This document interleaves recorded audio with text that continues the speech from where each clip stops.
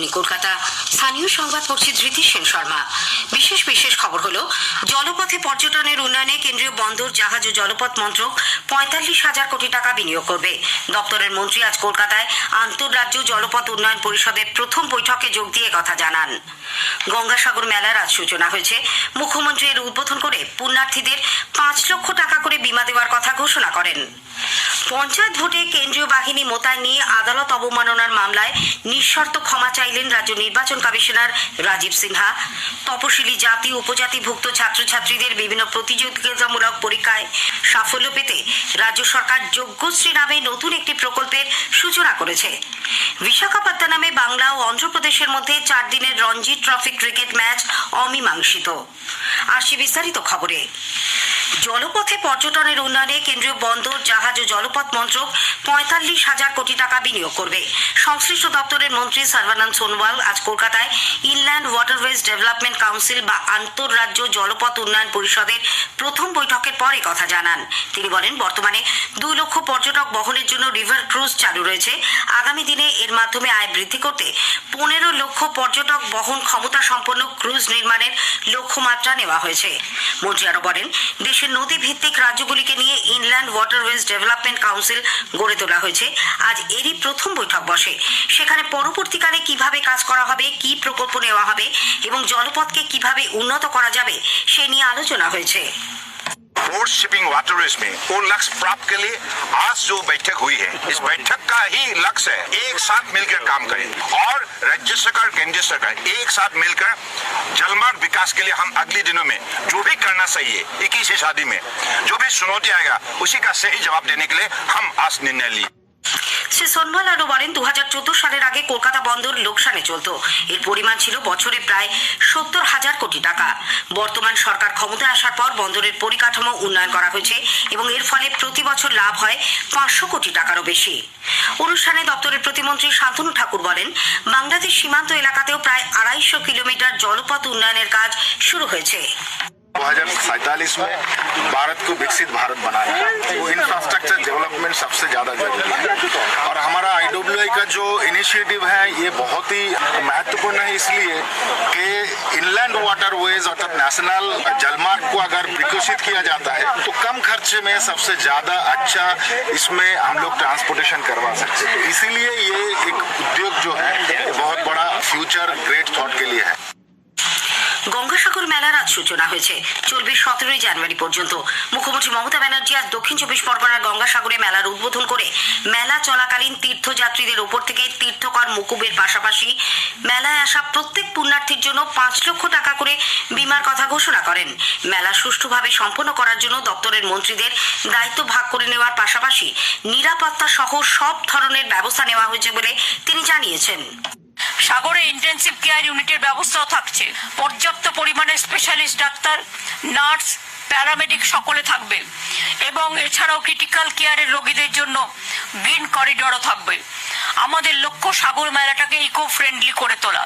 আমি সাংবাদিকদের কাছেও, সংবাদ মাধ্যমের কাছেও সহযোগিতা চাইব, যাতে কোনো ছোটখাটো ঘটনাকে নিয়ে কোনো উত্তেজনা না ছড়ায়। যেখানে 80 লক্ষ 90 লক্ষ মানুষ আসে, সেখানে মানুষের নিরাপত্তাটা সবচেয়ে বড়। আপনাদের একটা খবরকে কেন্দ্র করে অনেক সময় স্ট্যাম্পিডও হয়ে যায়। উল্লেখ্য, 11 তারিখ থেকে স্নান শুরু হলেও পূর্ণ স্নান হবে 15 ও 16 জানুয়ারি। মুখ্যমন্ত্রী আজ সাগরদ্বীপে আরো কয়েকটি উন্নয়নমূলক প্রকল্পের উদ্বোধন ও শিলান্যাস করেন। একটি প্রতিবেদন। সূচনা হলো সাগর মেলার। মেলার শেষ মুহূর্তের প্রস্তুতি খতিয়ে দেখার পর আজ মুখ্যমন্ত্রী মমতা ব্যানার্জি রাজ্য প্রশাসনের শীর্ষ কর্তাদের নিয়ে বিশেষ বৈঠক করেন। দীর্ঘদিনের দাবি মেনে সাগর যাত্রীদের ভোগান্তি কমাতে রাজ্য সরকার কাকদ্বীপের মুড়িগঙ্গা নদীর উপরে সেতু তৈরির জন্য বিস্তারিত প্রকল্প রিপোর্ট তৈরির নির্দেশ দিয়েছেন। সেই রিপোর্ট হাতে আসার পর খরচের পরিমাণ সহ অন্যান্য বিষয় খতিয়ে দেখে পরবর্তী পদক্ষেপ নেওয়া হবে। এই সেতু তৈরি এবং মেলাটিকে জাতীয় মেলা হিসেবে ঘোষণার জন্য রাজ্যের তরফে কেন্দ্রীয় সরকারকে বারংবার চিঠি দেওয়া হলেও তার কোনো উত্তর না মেলায় ক্ষুব্ধ মুখ্যমন্ত্রী। এছাড়াও গঙ্গাসাগর মেলাকে হেরিটেজ ঐতিহ্যের স্বীকৃতি দেওয়ার জন্য রাজ্যের তরফে ইউনেস্কোকে চিঠি দেওয়া হয়েছে বলে তিনি জানিয়েছেন। আজ রঙিন আলোকমালা সহ মোট 9টি প্রকল্পের উদ্বোধন করেন। মেলা চলাকালীন 9 থেকে 15 তারিখ পর্যন্ত তীর্থযাত্রীদের উপর থেকে তীর্থ কার্যকর মকুবের পাশাপাশি এই সময় মেলায় আসা প্রত্যেক যাত্রীর জন্য 5 লক্ষ টাকা করে বিমার ব্যবস্থা করা হয়েছে। মেলাকে সুষ্ঠুভাবে সম্পন্ন করার জন্য বিভিন্ন দপ্তরের মন্ত্রীদের দায়িত্ব ভাগ করে দেওয়ার পাশাপাশি নিরাপত্তা সহ সব ধরনের ব্যবস্থা নেওয়া হয়েছে বলেও মুখ্যমন্ত্রী জানান। কেন্দ্রীয় সরকার কুম্ভ মেলাকে আর্থিক সহায়তা দিলেও গঙ্গাসাগর মেলাকে কোনো সহায়তা দেওয়া হয়নি বলে অভিযোগ তুলেছেন মুখ্যমন্ত্রী। আজ তিনি সাগরে ভারত সেবাশ্রম সংঘ পরিদর্শন করে কপিলমুনির মন্দিরে পুজো দেন। গঙ্গাসাগর থেকে আকাশবাণী সংবাদের জন্য গৌতম মণ্ডল ও সুমন দে।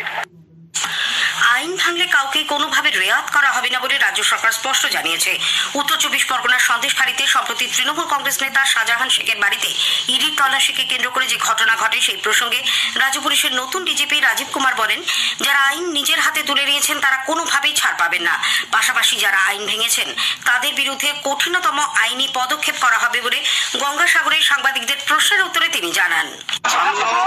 जिसने भी लॉ है उसके खिलाफ सख्त कार्रवाई करेंगे, जिसने भी लॉ को तोड़ा है।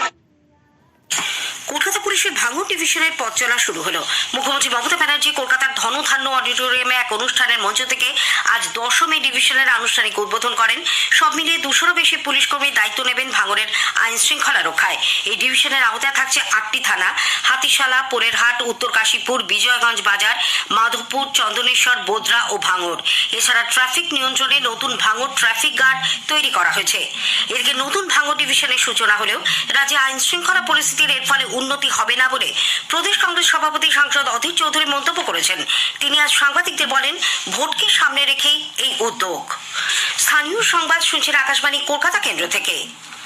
পঞ্চায়েত ভোটে কেন্দ্রীয় বাহিনী মোতায়েন নিয়ে আদালত অবমাননার মামলায় নিঃশর্ত ক্ষমা চাইলেন রাজ্য নির্বাচন কমিশনার রাজীব সিনহা। আজ কলকাতা হাইকোর্টে মামলার শুনানিতে রাজ্য নির্বাচন কমিশনার জানান, আদালতের নির্দেশ মেনে পঞ্চায়েত ভোট হয়েছে, অনিচ্ছাকৃত কোনো ভুল হতে পারে, তার জন্য তিনি ক্ষমা প্রার্থী। এই মর্মে আজ প্রধান বিচারপতি টি.এস. শিবকানামের ডিভিশন বেঞ্চে হলফনামা জমা দেন রাজ্য নির্বাচন কমিশনার। তার হলফনামার প্রেক্ষিতে মামলায় যুক্ত অন্য পক্ষ পাল্টা হলফনামা দিতে চায়, তার জন্য 3 সপ্তাহ সময় দিয়েছে হাইকোর্ট। মামলার পরবর্তী শুনানি আগামী 23 ফেব্রুয়ারি। উল্লেখ্য, পঞ্চায়েত ভোটে কেন্দ্রীয় বাহিনী মোতায়েনের আর্জি জানিয়ে হাইকোর্টে জনস্বার্থ মামলা করেছিলেন বিরোধী দলনেতা শুভেন্দু অধিকারী। হাইকোর্ট কেন্দ্রীয় বাহিনী মোতায়েন করে পঞ্চায়েত ভোট করানোর নির্দেশ দেয়। আদালত বেঁধে দেওয়া সময়সীমার মধ্যে নির্দেশ কার্যকর না করার অভিযোগে রাজ্য নির্বাচন কমিশনারের বিরুদ্ধে আদালত অবমাননার মামলা করেছিলেন শুভেন্দু অধিকারী। আগামী লোকসভা ভোটের প্রস্তুতিতে তৃণমূল কংগ্রেস নেত্রী মুখ্যমন্ত্রী মমতা ব্যানার্জি প্রতিটি জেলা নেতৃত্বের সঙ্গে আলাদাভাবে বৈঠকে বসবেন।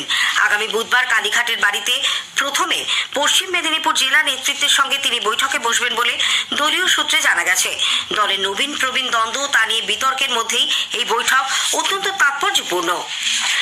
বিজেপি ডায়মন্ড হারবারের সাংসদ অভিষেক ব্যানার্জি দেওয়া বার্ধক্য ভাতার অর্থ নিয়ে প্রশ্ন তুলেছে। বিরোধী দলনেতা শুভেন্দু অধিকারী আজ আয়কর দপ্তরের মুখ্য মহানির্দেশককে দেওয়া এক চিঠিতে বিষয়টি খতিয়ে দেখার আর্জি জানান। চিঠিতে তিনি অভিযোগ করেন, এই ধরনের বার্ধক্য ভাতা দেওয়া অযৌক্তিক এবং লোকসভা ভোটের আগে ভোটারদের প্রভাবিত করার চেষ্টা করা হচ্ছে। শ্রী অধিকারী জানান, ডায়মন্ড হারবারের এই সাংসদ কয়লা চুরি ও নিয়োগ দুর্নীতিতে যুক্ত এবং বর্তমানে কেন্দ্রীয় তদন্তকারী সংস্থার তদন্তের আওতায় রয়েছে। এই বার্ধক্য ভাতার জন্য ব্যয় করা বিশাল অর্থের উৎস নিয়েও বিরোধী দলনেতা প্রশ্ন তোলেন। সিপিআইএমও অভিষেক ব্যানার্জির বার্ধক্য ভাতা প্রদানের বিষয়টি নিয়ে সরব হয়েছে। রাজ্য সরকার এই কাজে ব্যর্থ হয়েছে কিনা দলের কেন্দ্রীয় কমিটির সদস্য সুজন চক্রবর্তী সেই প্রশ্ন তুলেছেন। তপশিলি জাতি উপজাতিভুক্ত ছাত্রছাত্রীদের বিভিন্ন প্রতিযোগিতামূলক পরীক্ষায় সাফল্য পেতে রাজ্য সরকার যোগ্যশ্রী নামে নতুন একটি প্রকল্পের সূচনা করেছে। মুখ্যমন্ত্রী মমতা ব্যানার্জি আজ আলিপুরের ধনধান্য অডিটোরিয়ামে পড়ুয়া সপ্তাহের সমাপ্তি উপলক্ষে এক অনুষ্ঠানে কথা জানিয়ে বলেন, এই প্রকল্পে ছাত্রছাত্রীদের বিনামূল্যে প্রশিক্ষণ দেওয়া হবে। এই জন্য প্রতিটি জেলায় 2টি করে প্রশিক্ষণ কেন্দ্র গড়ে তোলা হবে। চলতি বছর এই প্রকল্পে 4300 জন সুযোগ পাবেন বলে তিনি ঘোষণা করেন। মুখ্যমন্ত্রী আরো বলেন, ছাত্রছাত্রীদের স্বনির্ভর করতে রাজ্য সরকার এখনো পর্যন্ত যে 2880 জনকে প্রশিক্ষণ দিয়েছে, তার মধ্যে 2154 জনই চাকরি পেয়েছেন। তিনি আজ স্টুডেন্ট ইন্টার্নশিপ প্রকল্প নামে আরো একটি কর্মসূচির সূচনা করেন।